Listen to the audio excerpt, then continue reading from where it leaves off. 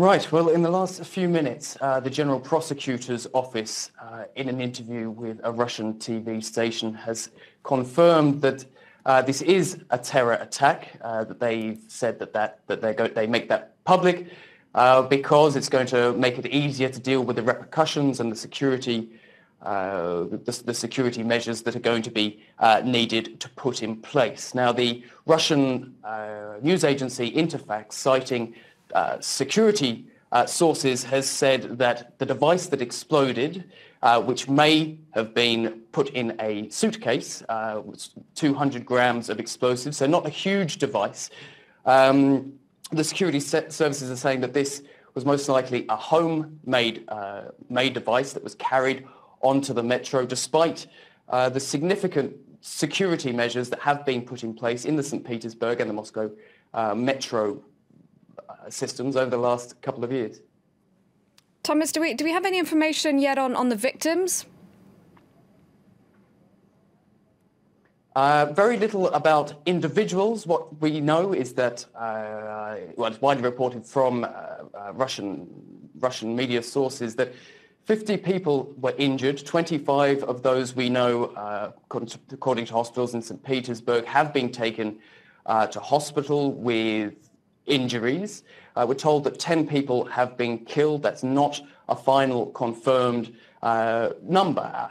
Emergency crews are on the scene. Ambulances, police, fire engine, firemen have been down into the metro as well. Everybody was very quickly evacuated from that area, and certainly all the metro stations in St. Petersburg are shut now as we speak.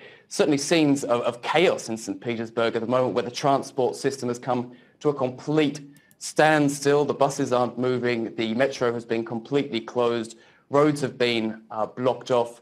This, obviously, a complete shock to the city and to Vladimir Putin, the Russian president, who's meeting with his Belarusian counterpart, Alexander Lukashenko, right now in St. Petersburg. What can you tell us about the area affected? Would this have been a busy time for the metro mid-afternoon in St. Petersburg? Well, it's not peak hour.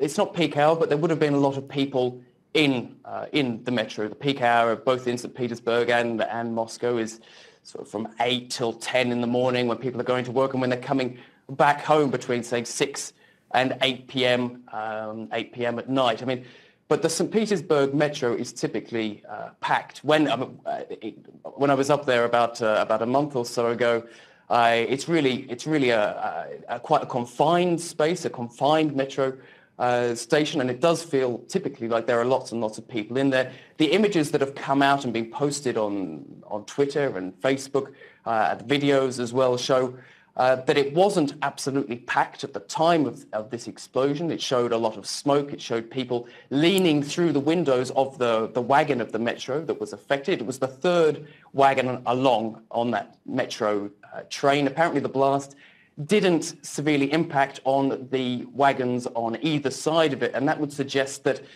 despite the pictures of twisted metal and the shattered doors, that the blast wasn't perhaps as powerful as first thought.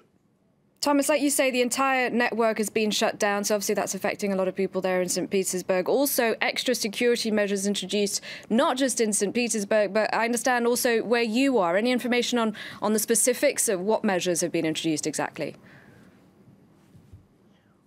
Well, that's right. I mean, the Moscow metro is still open. I haven't been into the metro in the last hour or so. I couldn't tell you exactly what measures are being taken. But what typically happens in a scare of this size is that the police are mobilized, the special forces are mobilized, and they will most certainly be at the entrance to the metro stations in the center of the city, and there will certainly be a very large contingent around the key metro stations, the ones where there'll be lots of tourists, the ones near Red Square, near the Kremlin, near key monuments in the city. Of course, we're coming up to peak hour now, so the authorities are going to clearly be very, very nervous about some kind of a repeat attack in other cities across Russia, and they will certainly be taking be taking the necessary precautions to avoid that from happening. All right. Thanks very much for bringing us up to date, Thomas. Thomas Lowe reporting.